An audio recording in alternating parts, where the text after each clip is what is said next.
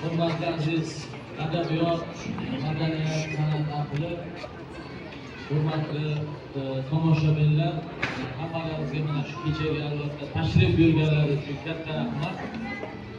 Mana dalada yurgandik, shu yuzasidan hisob berish taklif qildi, to'g'ri keldik. Xabarlaringiz bor.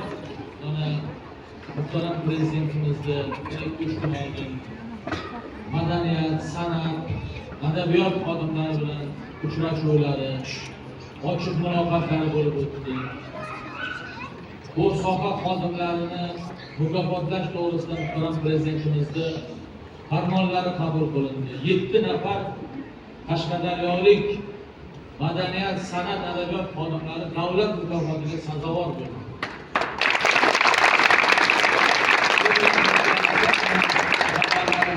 Matbuotda ham ijtimoiy tarmoqlarda e'lon qilindi. Muhtaram prezidentimizning 2-iyun kunli 103-sonli farmonlari qabul qilindi. Bu madaniyat, san'at, adabiyot sohalarini jadallashtirish bo'yicha keng ko'lamli chora-tadbirlar o'tkazilgan farmonlar. Bu farmon bilan bu soha vakillariga juda katta imtiyozlar, imkoniyatlar berildi. Bu hammasi mana shu xalqimizni madaniyatga, san'atga va adabiyotga bo'lgan munosabatlarini yanada oshirish va bu soha xodimlarini qo'llab-quvvatlash. Mana bugun sizlar bilan birgalikda oz bo'lsa-da ko'rib, mana Qarshi madaniyat ixtisoslashgan maktabini, Sobot konsertini ko'rdik. To'g'risi menga juda katta taassurot qoldirdi.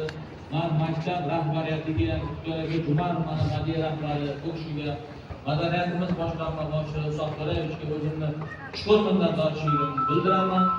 Albatta bu yoshlarimizni, hurmatli domlalarimizni, barcha san'atkorlarimizni ijodlariga muvaffaqiyatlar tilayman. Shaxsan o'zim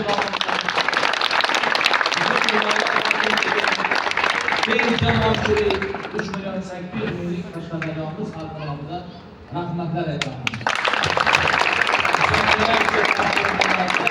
Bugun aktiv qatnashgan barcha mana shu o'quvchilarimizga ham, domlalarimizni ham, singillarimizga ham rahbarlantirish bo'yicha taklif kiritasiz. Nafaqat bu oz ta'limlar kontingenti, butun amfiteatrimizga kerakmasa katta bir bularni gala konsertini uyushtirib, o'sha yerga 3000-4000 tomoshabinlarimizni yig'ib, bularni o'sha yerga juda katta rahbarlantirish masalasini ko'ramiz.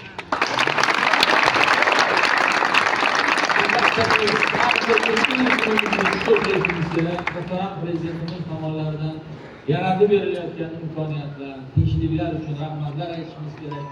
Mana shu joyni bilasizlar, oldin nima ahvolda ekanini. Bu joy 5-sonli tergov hibsxonasi edi. Qurmaydi. Men Qarshi tergovchilik paytida bu yerga juda ko'p kelib, mana shu ayblanuvchilar, boshqalarga so'roq qilgan ekanlar. Mana o'sha kunlar ortda qolib, bugun butun xalqimizga xizmat qiladigan, o'zligimizni o'rgatadigan bir ma'naviyat, ma'rifat maskaniga aylantirdi. Butun dunyomiz tinch bo'lsin.